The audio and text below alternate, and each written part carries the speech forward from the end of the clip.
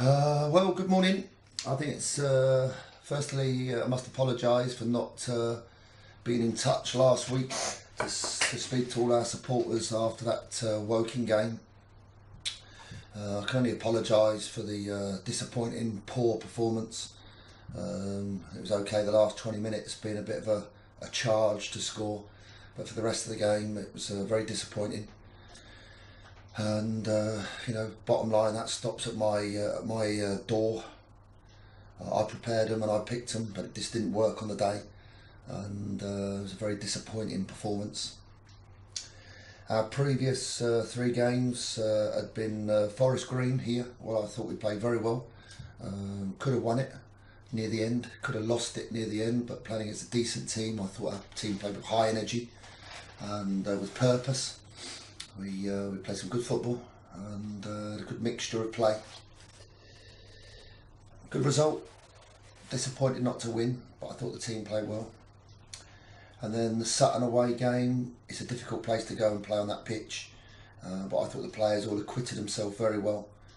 We had a different game plan, not to play any short passes in our own half, and obviously get it forward as quick as we can and turn them as much as we can, try and play from the knockdowns and get involved.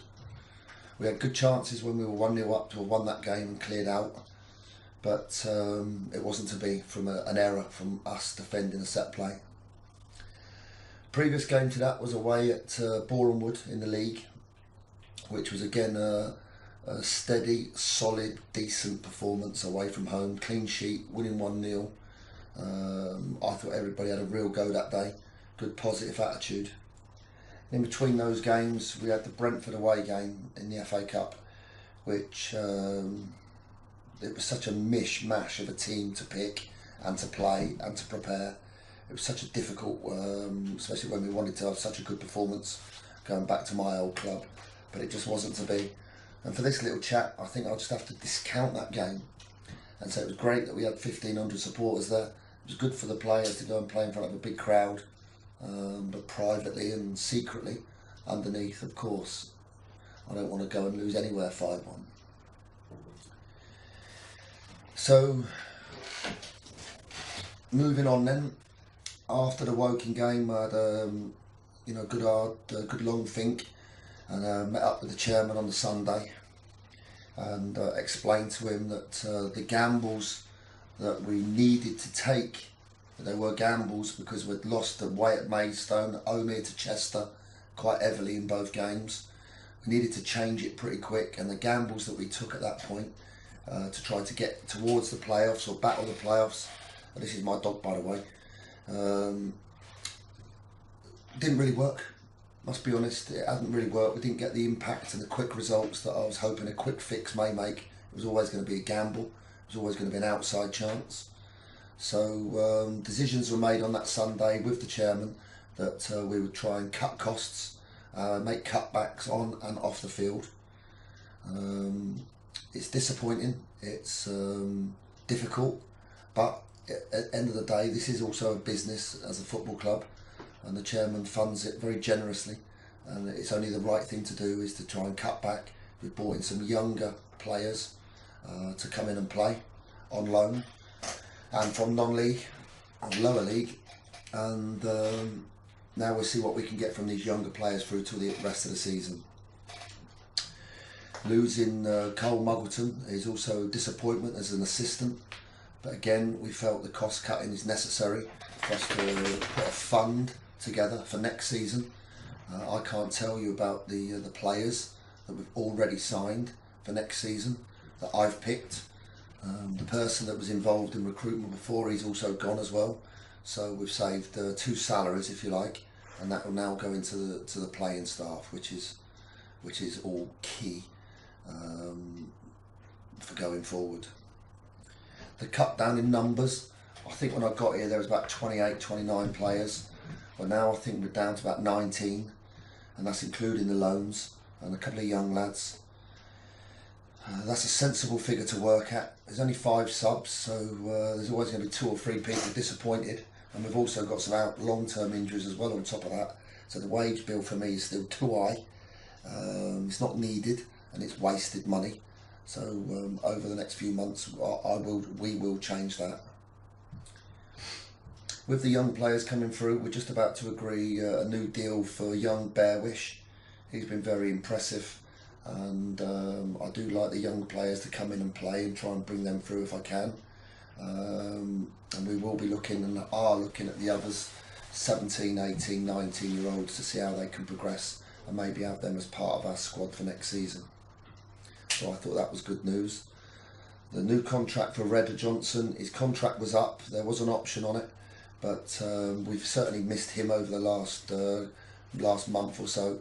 He's back now fit, and hopefully that's going to be moving, obviously, to take us through to the end of the season. I want him playing every game, of course.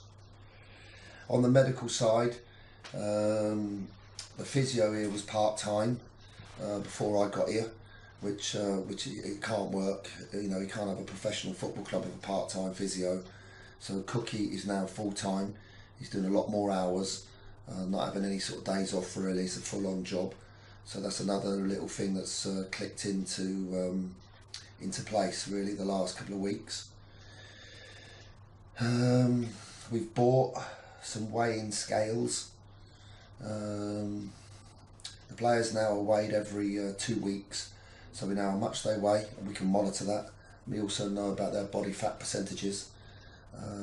So we've just started this to see what shape the players are in, and they've all got to come down and they've got to lose weight and they've got to be in better shape. With regards to that, Bill. With regards to that, the food that the players have every lunchtime, that's now changed. That menu, if you like, that what they have. Well, they don't have a menu; they're just told what they're getting. It's been picked now and chosen by our sports scientist James Russell, so everything they eat is monitored by us, and there is none of the sort of stuff. Well, I don't want to go into too much detail, but now they're specific to being footballers, and cut out the pucker pies, if you know what I'm saying. Breakfast, the players have breakfast here. That's now finished at 9:30 in the morning. If you're not in early enough to get your breakfast, then you're not having it.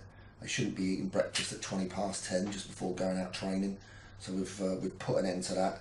So now the players have got to get in here by 9:30 to eat, and they should be getting in earlier than 9:30 to eat prior to training, and that also has changed.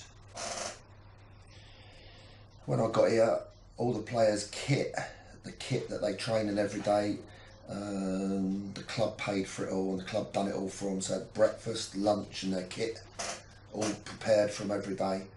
So that ain't happening anymore. The players have to pay for that now, and that gets taken out of their wages. So I just think that's the right thing to do. It's not necessary. So that's had to change. The young players, none of them ever done any jobs. None of them ever done any duties like cleaning and sweeping up, or cleaning boots, cleaning equipment, preparing the balls for training.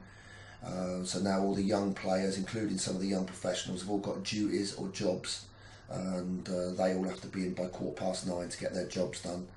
And I just think that's an essential part of their development and involvement as people, as players, and making sure their jobs that get done off the pitch, so that when they go on the pitch, things can be done properly in exactly the same ethos. So that's also changed. The chairman has very generously now bought us some gym equipment.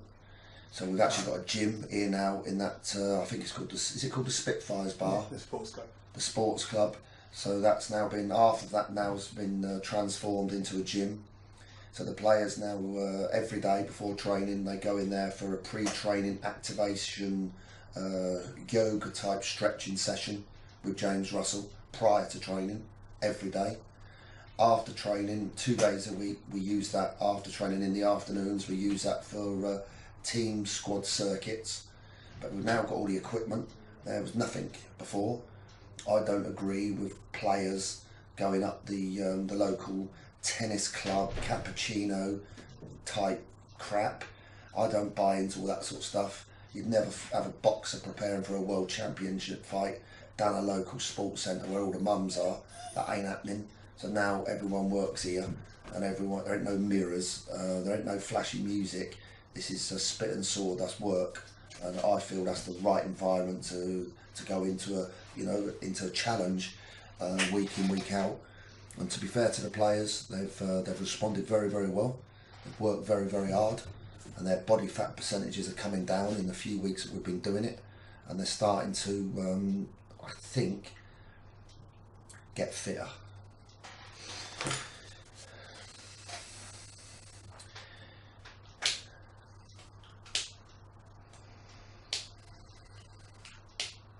With regards to these interviews, I am trying to put it into place that the players get more interviews for the supporters. I don't think at this moment that the new players have been interviewed from the ones we've just signed. So I will do my utmost to put a better schedule together for all our supporters. So new players that arrive always get interviewed straight away. Players through the week get interviewed on Tuesdays and Thursdays. So there's interviews and information coming out to all our supporters on a regular basis. I know this is not quite right at the moment, but I will get it there. It's just going to take me some time to get it absolutely spot on. Likewise with the community work, the players have been out and about, I think building a shed, some have been to a school. We had another great lad come in here the other day, Dylan, who trained with us and was part of our squad for the day. I have a commitment, we all have a commitment to the community and for schools and visits, and also for the disability team that I've only been put on my desk a couple of days ago, that something ain't quite right with what's going on there. So I'll work with the chairman. Redder Johnson's going to take a big step forward for that, and I will make sure that all gets sorted so everybody's going to be happy on all fronts, and all our players will be available for parties, coaching, training, our youth team, our schoolboy training, and we need to take a much stronger view and a stronger commitment to the community and to the good backing that has already been built up in a short space of time, to make this a long-term commitment and put it in place for the long term, that the players are involved in what's going on in the community. The music, that's not quite right yet. It's not ideal, but nothing here is going to change overnight with a flick of a switch. Little things, little tweaks need to be made. I am in the process working with that with the staff behind the scenes, and it will improve, it will get better, and no doubt when we start winning some games, I'm going to say something else then, everyone will get more of a smile on their face, and all these other little things around the outside of the most important thing will all help make it an happier and a much, much better football club ready for next season.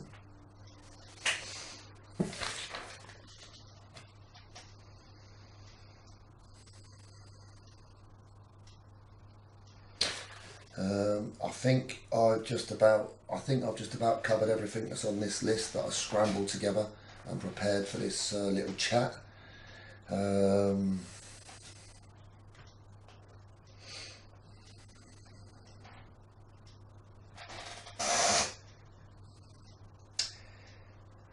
Things will change, things will get better. I cannot name the players that we've already signed, but 2 good players have already signed, ready for July the 1st to start for us for next season. I've got their commitment and their word, so we're going to get into a good place. There's no doubt about it. The buildings behind the scenes are all coming into place now, into the forefront. It's going to be better for the players and better for the professionalism and the small margins that make such a big difference if you're going to be champions. We must get this put together now and get it all bedded in on and off the field, ready to get everybody ready on and off the field to make a real go of it. I am not in any way, shape or form being defeatist in the rest of the season and the games that we've still got to play. I absolutely hate losing. I hate it. And I will do everything, and we will do everything we can on the field to make you happy, give you something to cheer about. We'll do our best up there on Saturday, and then we play back here on Tuesday night, and it's a place where we ain't won since October, believe it or not, which is absolutely scary and quite ridiculous. and that will soon change. I can absolutely guarantee that. Thank you all. I hope that's a good message out to you all. If ever you've got anything, you can always write to me. I always come down here in the mornings. I'm always in here by 7:30 in the morning. You're always welcome to come down and see me for a cup of tea. If you're not happy about something, come and see me face to face. Sit in here. We'll have a good chat, and I'll let you know what's going on. If you want any of the players to come and do anything for you, contact the people at the club. I don't know what their telephone numbers are, but I'm sure you do, and we'll get something sorted. All the best and take care, and I'll see you soon.